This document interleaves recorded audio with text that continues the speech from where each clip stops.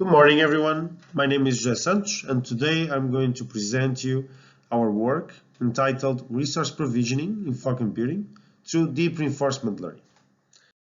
As you know, everyday objects are being transformed into smart, connected devices. These devices, like televisions, cars, and even traffic lights, they need to connect to the internet. And most of the times, they need to access services deployed in the cloud. So efficient resource allocation is needed to ensure that these devices access these services. As you know, resource allocation has been a research field in the network measurement domain for several years. But now, more than ever, further research is needed. Why? Because traditional clouds are inadequate to sustain the massive growth of connected devices that we see today. So efficient resource allocation in the distributed cloud is needed to ensure that you can provide high quality of experience to all these devices and reduce the costs for service providers. Previous work has tackled resource allocation through theoretical modeling, which can provide the optimal allocation scheme and a good benchmark for future research. But most of the times it takes quite a long time to find the optimal solution for a given problem, which brings major issues in terms of scalability when deployed in a practical environment. So, me and my colleagues at ID Lab, we decided to investigate a novel subset of machine learning called reinforcement learning and see if reinforcement learning is the answer to solve resource allocation in future clouds. So today, I'm going to start by explaining what reinforcement learning is, how did we apply the reinforcement learning concepts to resource allocation, and what did we learn from our results. Reinforcement learning mainly consists of 5 main components: the action space, the observation state, the agent, the environment, and the reward function. Essentially, you have an agent that learns how to perform a given task by interacting with an environment without being given any information beforehand. Essentially, the agent learns how to perform the task by interacting with a reward function, because for each action that the agent selects, he will receive a reward. In our case, in terms of resource allocation, if the agent performs an action that allocates all the services that are needed in the network at that moment, the reward will be positive.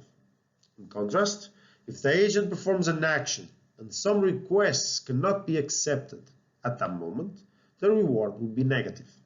And the agent knows that his task is to maximize reward, to make sure that he performs adequate actions at good moments, and that in the end, he learns how to perform resource allocation in a distributed cloud. So, how did we apply these concepts to resource allocation? Today, due to time constraints, I'm mostly going to focus on the environment and on the interaction between the agent and the reward function. The environment is based on OpenAI Gym and on our previous work, a theoretical formulation for resource allocation in fog cloud infrastructures. OpenAI Gym is a machine learning library written in Python specifically for reinforcement learning, where you can develop reinforcement learning environments and test reinforcement learning agents. To ease the interaction between OpenAI Gym and our previous work, we have rewritten our theoretical model, previously written in Java and Python, to ease the interaction between OpenAI Gym and our model. As I said previously, the agent learns how to perform the task based on the reward function. And in our case, our agent learns how to allocate resources based on our theoretical model, based on the reward function that we have designed. Here you have the main algorithm of our reward function. I'll not go into full details about how we have designed this reward function, but you have all those details in the paper. But essentially, we teach our agent that the closer he is to the optimal allocation scheme provided by our MILM model, the higher reward our agent will receive. And that's essentially what we want. We want that our agent is able, at a given moment, to provide the optimal location scheme provided by the theoretical model so that it can achieve comparable performance to theoretical models. Our agent is based on the DeepQ network algorithm, and we also have adopted 3 extensions: double, dueling, and periodized experience replay, which increase the performance of these algorithms in reinforcement learning tasks. An algorithm that uses these 3 adoptions essentially is called T3KN. So now I'll go through our evaluation approach. How did we evaluate our agent? Essentially, we consider the dynamic use case where users can join or leave the network. And this is based on specific probabilities. So we have one episode, and on an episode we have 100 steps. In each step, the probability of the users increase in the network is 50%, of the same users remain is 35%, and the probability of the users decrease is 15%, while the total increase or decrease is random.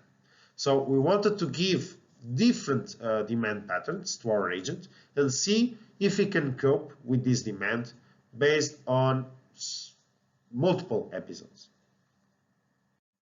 The environment considers 45 nodes, where we have 3 node types: edge, fog, and cloud. You have here on the right on the table the computing capacities of each node type, and essentially our agent allocates resources based on this environment, based on these nodes. So now, going through the results. First of all, I will talk about execution time.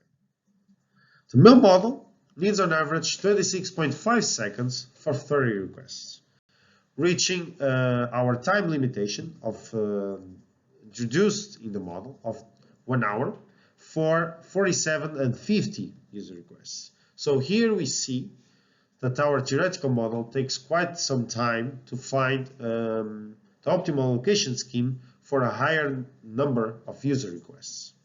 So now let's see how our agent compares to these results.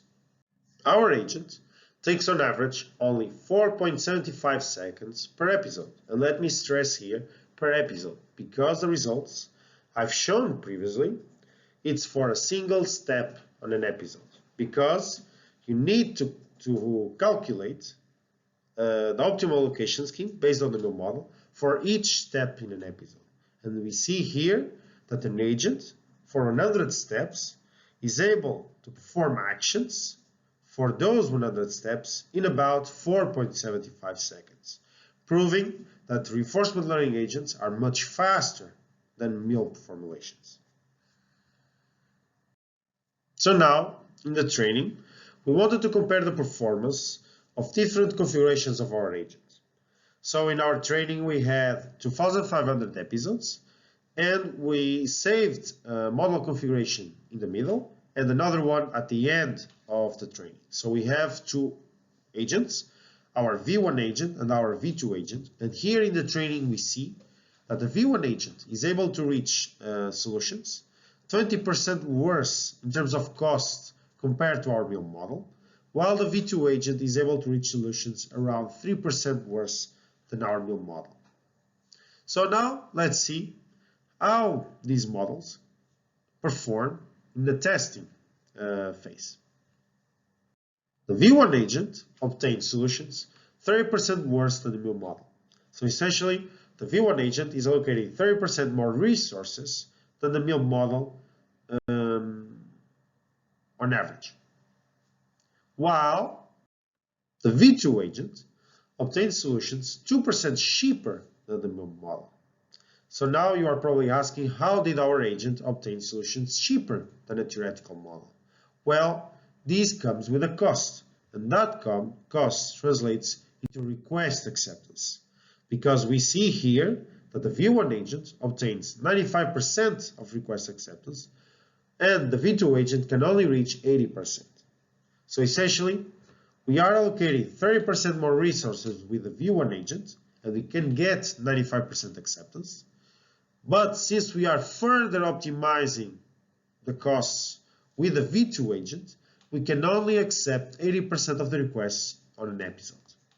Meaning that the further optimizations in terms of cost reductions means that we cannot react quickly to the network demand, and that's why in certain episodes we cannot accept all user requests. So now, what did we learn from these results? Reinforcement learning is a subset of machine learning that can be applied to resource allocation in distributed clouds, and results have proven that reinforcement learning can achieve comparable performance to theoretical models. There is a clear trade-off. The further you optimize cost reduction, that translates also into lower acceptance in our evaluation scenario. And we also saw that reinforcement learning is much faster than theoretical models, solving the scalability issues of these approaches. As future work, we want to make our agent less dependent on our ML model and evaluate different objectives, for instance, end-to-end latency. We believe that reinforcement learning is capable of reacting to dynamic network demands, and it will be a future research topic in this domain. And for us, reinforcement learning is the answer to solve resource allocation in future clouds. Thank you for listening. If you are curious about to know how did we implemented our GIMFog environment based on OpenAI, here you have the repository link. And if you have further questions, don't hesitate to contact me. Thank you.